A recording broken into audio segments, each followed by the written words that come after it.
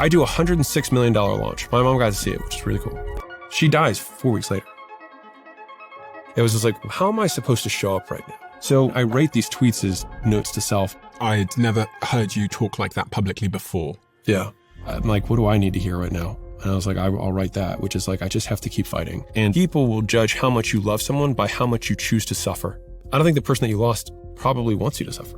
One of the lessons that I've learned from an entrepreneurship perspective translated into life is we will get these moments of dissatisfaction or discomfort and be like, life sucks. I need to change something. But my emotional discomfort is not an adequate reason to change what I'm doing. And so there's all these other skills that are still required to be successful in business. But if I can compress 14 years of business advice, the first thing I would say is you have to decide whether you care more about your future than what other people think about your future. Like someone's version of you has to die because everything in the very beginning of entrepreneurship comes down to one thing, which is fear. And it makes sense to be afraid. It's because we want certainty. But the only way to know is to start. The second thing I've learned is that the fastest way to build a $10 million business is not the fastest way to build a $100 million business. Because focus and patience are the two enduring competitive advantages because they're so anti-human. And so this is where entrepreneurs will skyrocket, and I'll unpack that concept. So how are you thinking about your business in the world of AI? I'm a big AI advocate, but people are using AI in the wrong places. Like outsourcing thinking and decision-making to AI is a really bad decision because you will just get dumber. This is the best asset I've got for now. So I want to keep it as sharp as I can. Finally, this is like the absolute raw truth I could possibly give, which is the single best financial decision that I ever made. And that is... This is super interesting to me. My team give me this report to show me how many of you that watch this show subscribe. And some of you have told us, according to this, that you are unsubscribed from the channel randomly. So favor to ask all of you, please could you check right now if you've hit the subscribe button, if you are a regular viewer of the show and you like what we do here. We're approaching quite a significant landmark on this show in terms of a subscriber number. So if there was one simple free thing that you could do to help us, my team, everyone here, to keep this show free, to keep it improving year over year and week over week, it is just to hit that subscribe button and to double check if you've hit it. Only thing I'll ever ask of you. Do we have a deal? If you do it, I'll tell you what I'll do. I'll make sure every single week, every single month, we fight harder and harder and harder and harder to bring you the guests and conversations that you want to hear.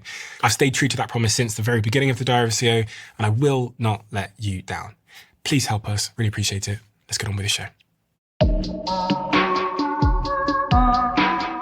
Alex, I feel like we have to start with AI because it is front of mind for both, I think, my audience, but also for entrepreneurs that I speak to at every step in the journey, whether they are, I was with Dara, who's the CEO of Uber the other day in New York, and that's what the conversation was about, AI. But then I speak to startup founders who are trying to build a software company and can't find a moat that is defensible. Those conversations are about AI. How are you approaching this as an entrepreneur? How can we use AI to do the things that are the normal functions of the business at a way better, way faster, et cetera? What I'm seeing a lot, especially with founders or people who are starting out, is they're using AI to do a lot of dumb things really fast. And they're trying to build companies that the models are going to swallow up pretty much immediately anyways, or already have for super users. And it's just going to become easier. Mm-hmm. And the question that I would ask for the entrepreneurs who are, AI maxing right now, and again, I think it's very good to adopt new technology, is are you making more money? Just the very simple, are you making more money now? And even though you're token maxing and spending all this money on tokens, are you making more money? And I had a business I looked at the other day. They had 11 VAs that were doing, I can't remember, some sort of data cleaning work. VAs. Yeah, virtual assistants. So low skilled labor overseas that was doing work. And I think it was something in the neighborhood of $11,000 a month is what they were paying for these 11 VAs. And they were doing a good job and it all worked. And they then spent $350,000 to try and create an AI system that would replace what these 11 virtual assistants were doing.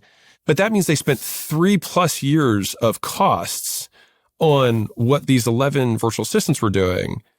And it wasn't even the constraint of the business.